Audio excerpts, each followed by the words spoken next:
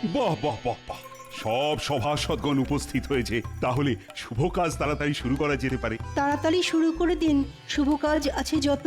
অধীর আগ্রহে সব সভাসদ আছি অপেক্ষারত। বাহ সভাকবি, শুরুতেই তো তুমি মাতিয়ে দিলে। যাই হোক, শোনো, এবারে তোমাদের পুজোর ভাতা তোমাদের সবার প্রিয় রানীমা নিজের হাতে দেবেন। বাহ বাহ বাহ, এ তো দেখছি মা লক্ষ্মীর হাত থেকে দুর্গাপুজোর উপহার।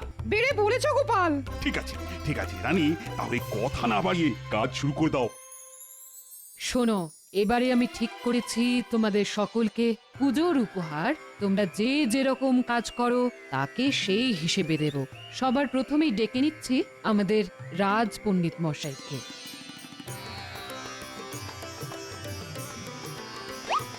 তুমি রাজ পণ্ডিত, সেই জন্যে তোমার জন্য এবছর এই 10টা মোহর আর একটা ধর্মগ্রন্থ উপহার দিলাম। ধন্যবাদ রানীমা, আমি এই গ্রন্থ অবশ্যই অধ্যয়ন করব। এরপরে আসবে রাজ জ্যোতিষী।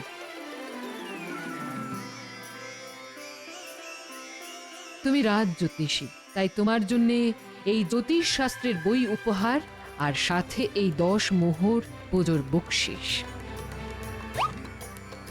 সভাকবি, তোমার জন্যে এই কলম আর খাতা উপহার রইল আর সাথে 10 মোহর বকশিস। এই খাতায় কলম দিয়ে ভরিয়ে তুলব ছন্দ। আমার জন্য পুজোর উপহারটা হয়নি মোটেই মন্দ। রাজবৈদ্য,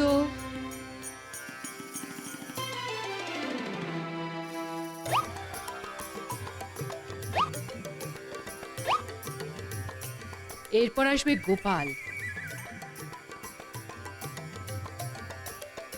গোপাল, তুমি আমাদের রাজসভার এক রত্ন, সবাইকে হাসি মজা আনন্দে মাতিয়ে রাখো, কিন্তু বাড়িতে তোমার গিন্নির সাথে অশান্তি লেগেই থাকে।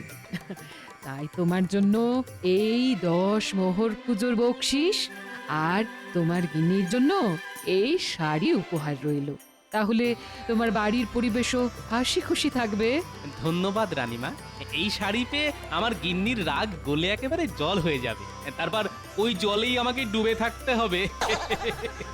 গোপালের এই কথা থেকে প্রমাণিত হলো যে রাগ বরফের মতো কঠিন পদার্থ। রাগ কমে গেলে সেটা জলের মতো তরল পদার্থে রূপান্তরিত হয়। এরপর আসবে মন্ত্রী। মন্ত্রী, তুমি তো আমাদের রাজ্যের মহারাজের পরে সবচেয়ে সম্মানীয় পদে রয়েছ। তোমার কর্তব্য রাজ্য পরিচালনার জন্য মহারাজকে সঠিক মন্ত্রণা দেওয়া, কিন্তু মহারাজ সেই দিক থেকে কোনো দিনই তোমার কাছ থেকে উপকৃত হননি। তাই তোমার জন্য অতিরিক্ত কোনো উপহার নেই, শুধু রয়েছে এই 10 মোহর উপহার। ধন্যবাদ, আমি এতেই খুশি রানীমা। সবাই পেল, একটা গোপাল পেল, আমি পেলাম না।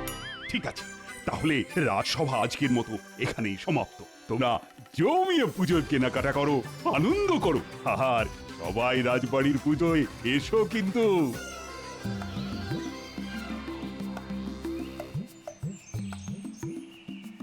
কি দিদি, তোমার পুজোয় শাড়ি কেনা হলো? আরে না না, কাল বাদে পরশু পুজো শুরু হয়ে যাবে, কিন্তু এখনো পুজোর শাড়ি পেলাম না। হ্যাঁ, দাদা নিশ্চয়ই কিনে দেবে, অপেক্ষা করো। দেখা যাক ভাই, কবে শাড়ি পাই। আজ আসি। হ্যাঁ,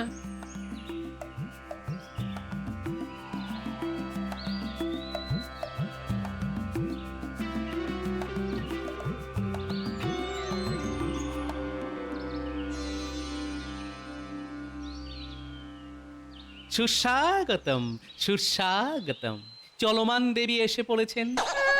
বাবা, নাটক যত, সামনে থেকে সরে পড়ো তো, মেলা কাজ পড়ে আছে। দূর, কাজ তো করবেই গিন্নি, কিন্তু তার আগে এই নাও ধরো। এটা কি? হ্যাঁ, মা দশভুজার পুজো উপলক্ষে আমার বাড়ির দ্বিভুজা দেবীর জন্য উপহার, খুলে দেখো। ও মা, কি সুন্দর শাড়ি! এটা আমার জন্যে? টানা তো কার জন্য হবে গিন্নি? তুমি তো আমার বাড়ির দ্বিভুজা দেবী, তুমি আমার শরতের পেঁজা তুলোর মেঘ, তুমি আমার কাশফুল। শাড়ি তো পেলাম, তা গয়না কানের দুল? তাও এনেছে গিন্নি, করিনি কোনো ভুল। ও মা, কি সুন্দর কানের দুল গো, কি সুন্দর গয়না। উপচে পড়ছে আনন্দ, প্রাণেতে আর সয় না। যাক বাবা, রানীমা শাড়িটা দিল বলে শুধু গয়নার উপর দিয়ে পুজোর খরচ মিটে গেল।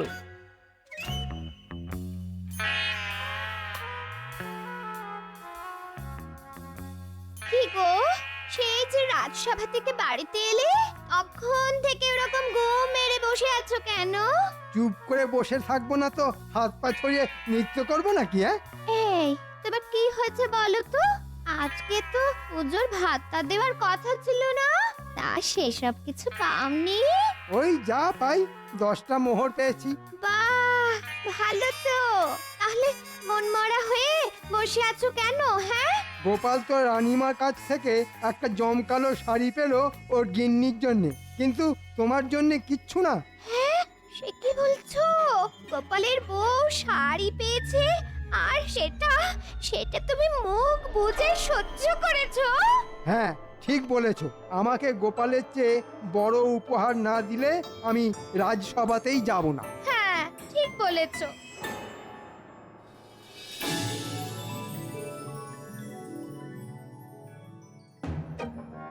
এ কি, রাজসভায় সবাই আছে, তবুও যেন কেউ নেই মনে হচ্ছে।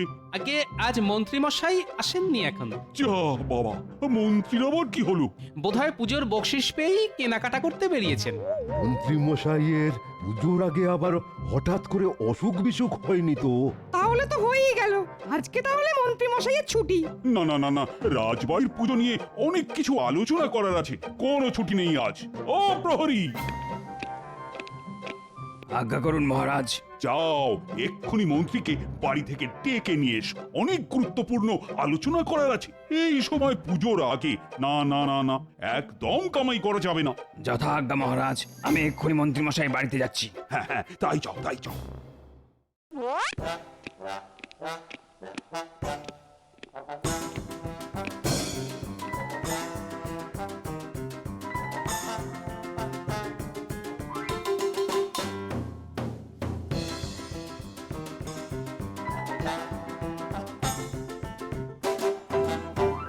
মন্ত্রী মশাই, ও মন্ত্রী মশাই, বাড়িতে আছেন?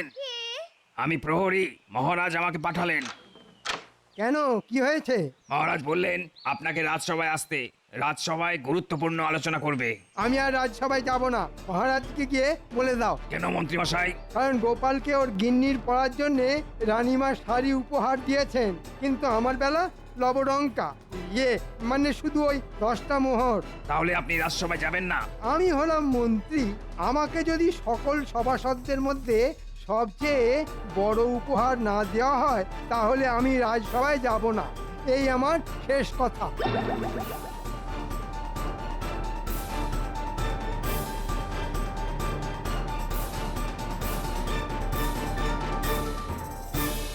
ওই তো প্রহরী এসে গেছে।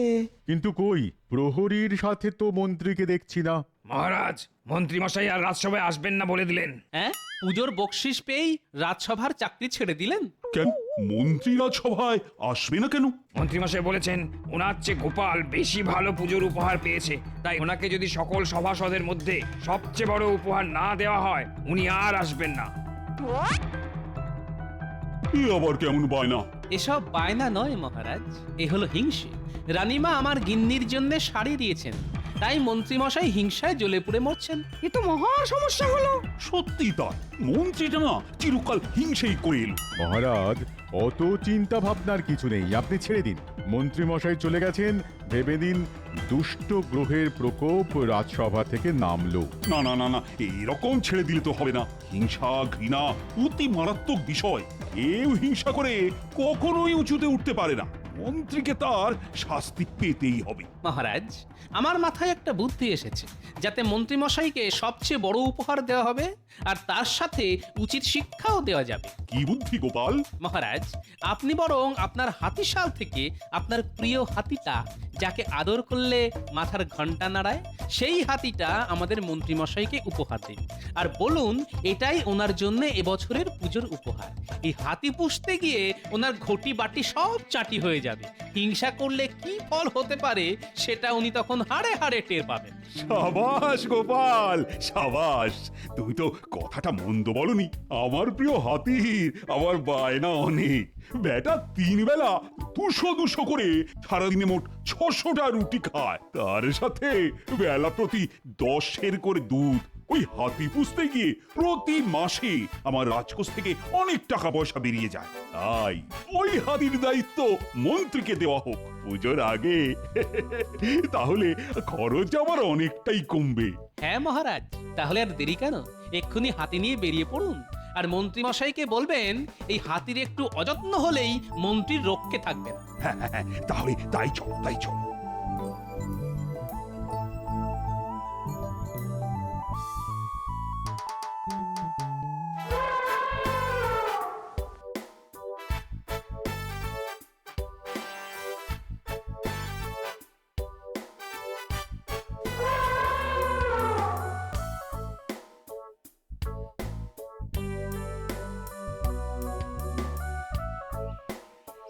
মন্ত্রী, ও মন্ত্রী, ও মন্ত্রী মশাই, মন্ত্রী মশাই, ও মন্ত্রী মশাই, দরজা খুলুন। আপনার জন্য মহারাজ উপহার এনেছেন। দরজাটা খুলুন। কি সৌভাগ্য! মহারাজ, আপনি আমাদের বাড়িতে এসেছেন। একেবারে মন্ত্রীর জন্য পুজোর উপহার সাথে করে নিয়ে এসেছি। কি উপহার এনেছেন মহারাজ? হ্যাঁ, আপনার প্রিয় হাতি আমাকে দান করছেন? হ্যাঁ মন্ত্রী, আমি অনেক বিচার বিবেচনা করে দেখলাম তোমাকে সব থেকে বড় উপহার দেওয়াই উচিত, আর তাই এই হাতিটাই সেরার সেরা উপহার হবে। ওগো, হাতির খোরাক তো অনেক, তুমি পারবে তো সামলাতে? সেসব তুমি বাদ দাও, আমি বুঝে নেব। ধন্যবাদ মহারাজ, আপনার এত উদার হৃদয় আমার জানা ছিল না। ঠিক আছে, ঠিক আছে, আর তো সামুদ করতে হবে না। দেখো মন্ত্রী, হাতি তোমাকে যখন উপহার দিলাম, তাহলে এই হাতির ভরণ পোষণের সমস্ত দায়িত্ব কিন্তু তোমার। হ্যাঁ মহারাজ, সেটাই তো স্বাভাবিক। আমি যখন এই হাতির প্রভু, তখন আমি সব দায়িত্ব নেব। মাহুত, এই হাতি কি কি খায় সেটা তুমি মন্ত্রীকে জানিয়ে দাও। এ হাতি না মহারাজের প্রিয় হাতি। এ উল্টো পাল্টা খড় ভুসি কিচ্ছু খায় না। এই হাতি 3 বেলা দুধ দিয়ে রুটি খায়, তা আবার ভালো করে আখের গুড় দিয়ে মেখে দিতে হয়। মোট 600টা রুটি খায় সারাদিন। সকালে 200, দুপুরে 200 আর রাত্রে 200। প্রতিবার 10 সের করে দুধ চাই হাতির, নইলে কিন্তু রেগে যায়।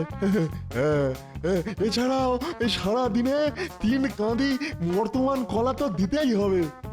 হ্যাঁ হ্যাঁ নয়, হ্যাঁ, হাতির যত্নে যদি কোনো ত্রুটি হয়, তাহলে আমি মা দুর্গার প্রতিমা বিসর্জনের সাথে সাথে তোমাকেও বিসর্জন দিয়ে দেব। মন্ত্রী মশাই, শুরু করে দিন। দুপুর হয়ে গেল, হাতির খাবার বানানো শুরু করে দিন। বিকেলে রাজবাড়ির মাঠে এসো মন্ত্রী, আজকে দুর্গা মায়ের প্রতিমা সাজানো হবে। কি হলো গিন্নি, হাঁ করে দাঁড়িয়ে দেখছো কি? হাতির খাবার বানানো শুরু করো।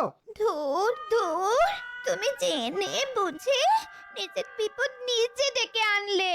দেখো, মহারাজ যখন ভালোবেসে উপহার দিয়েছেন, তখন সেটাকে যত্ন করার দায়িত্ব আমার। আমি দুধ, গুড় আর আটা নিয়ে আসছি, তুমি উনুন ধরাও। আচ্ছা আচ্ছা, ঠিক আছে।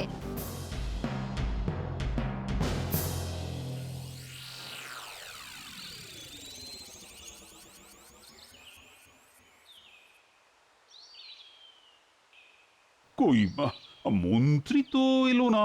দেখুন মহারাজ, মন্ত্রী মশাই হয়তো এখন হাতি নিয়েই ব্যস্ত আছেন। পুটি, মা দুর্গা ত্রিশূলটা দে তো। এই নিন পণ্ডিত মশাই।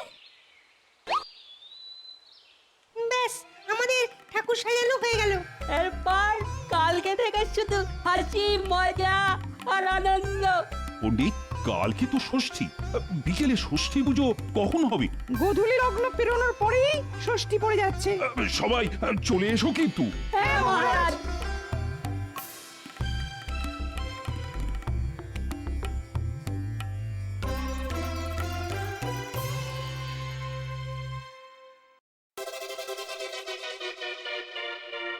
ও আহ ও রুটি বেলতে বেলতে আমার হাতের কবজি খিল সব খুলে গেল। মহারাজের আদেশ, আমি আটা মাখছি, তুমি রুটি বেলো। ধুর ধুর, আর ভালো লাগে না। ধুর।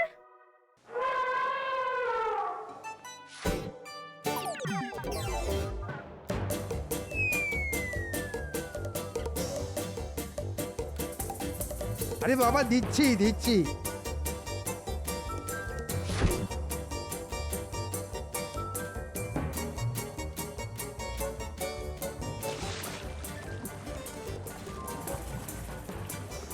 কি মন্ত্রী মশাই, হাতি মাথার ঘন্টা বাজাচ্ছে, খাওয়া দাওয়া করছে?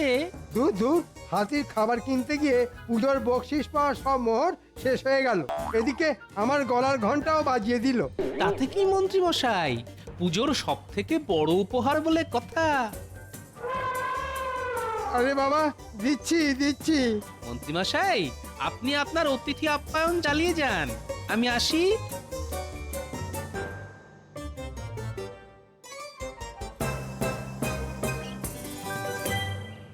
এবার নবপত্রিকা সাজানো হবে। কি ন্যাপলা গুলটে পুটি সবকিছু জোগাড় করে এনেছিস তো? হ্যাঁ পণ্ডিত মশাই, আপনি যা যা বলেছেন সব এনেছি। কলা গাছ, ধানের শীষ, বেল গাছের ডাল, হলুদ গাছের ডাল, মানকচু, জয়ন্তী, অশোক, ডালিম, আপনি যা যা বলেছেন সব সব এনেছি। বাহ, আমি নবপত্রিকা সাজিয়ে ফেলছি। কালকে সকালে কলাবউ স্নান হবে, সবাই চলে আসবি কিন্তু। নিশ্চয়ই পণ্ডিত মশাই। কি পুজোর জোগাড় কেমন চলছে? সবই ভালো চলছে, তোমার নাতি নাতনিরা খুব কাজ করছে। বাহ, এই তো চাই। আচ্ছা, সবাই তো আছে দেখছি, কিন্তু মন্ত্রী মশাইকে তো দেখতে পাচ্ছি না। মন্ত্রী মশাই এখন হাতির সেবা যত্ন করতে ব্যস্ত আছেন, সব থেকে বড় উপহার বলে কথা।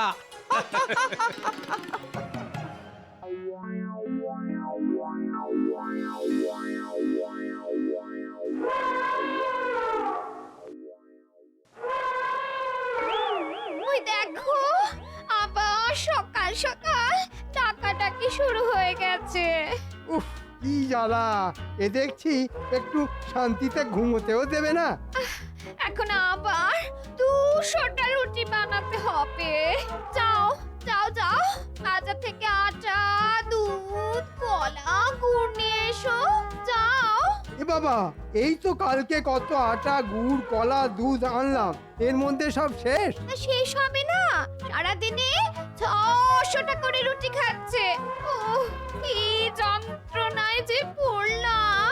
এদিকে হাতে টাকা পয়সা ছিল, সবই তো কালকে হাতির খাবার কিনতে গিয়ে খরচ হয়ে গেছে। এখন আমি কি করি? তুমি যেখান থেকে পারো, যেভাবে পারো খাবার নিয়ে এসো। যাও, আমি রান্নাঘরে কালকের বাসন মাজছি। ও দূর দূর, এবার মনে হচ্ছে ঘরের জিনিসপত্র সব বেচে দিয়ে হাতির খাবার কিনতে হবে। তাহলে তাই করো, না হলে মহারাজ আমাদের রক্ষা রাখবে না।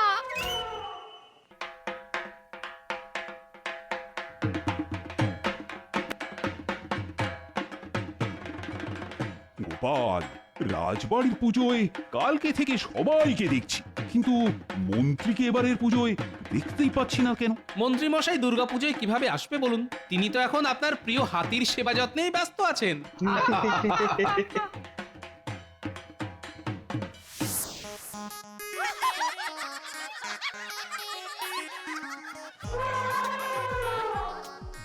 আরে বাবা, রুটি হচ্ছে। ও, আমি এবার মনে হচ্ছে পাগল হয়ে যাব। আমি আমি আর দিন রাত রুটি বেলতে পারবো না। রুটি বেলতে বেলতে হাতে ব্যথা হয়ে গেল। আজই আজই আমি আমি আমি বাপের বাড়ি চলে যাব। ওরে বাবা,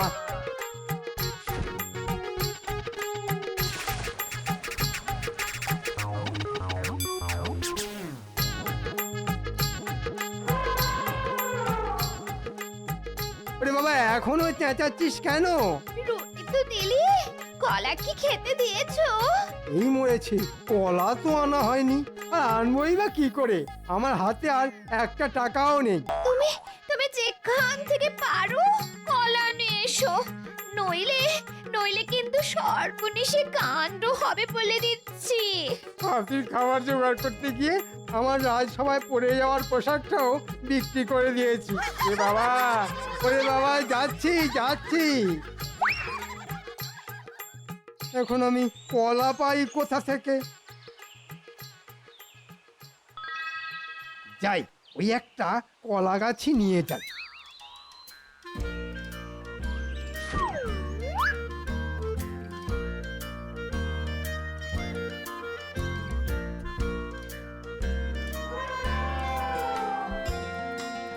নে বাবা হাতি, নে নে, কলা পাইনি, কলা গাছই খা।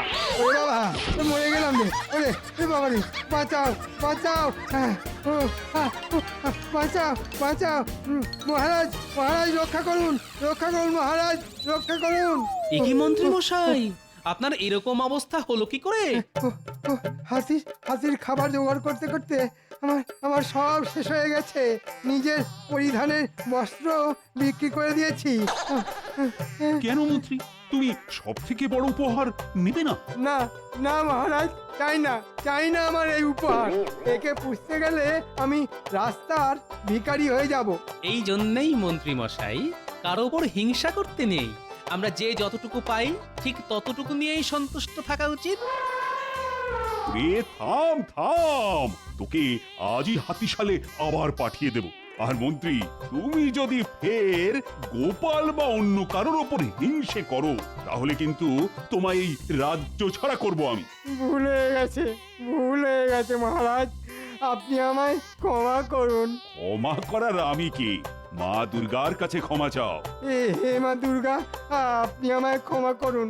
এরকম ভুল আর কোনোদিন করব না, কারো ওপর হিংসে করব না। পুষ্পাঞ্জলির সময় হয়ে গেছে, সবাই হাতে ফুল বেলপাতা নিন। মন্ত্রী মশাই, আপনিও নিন।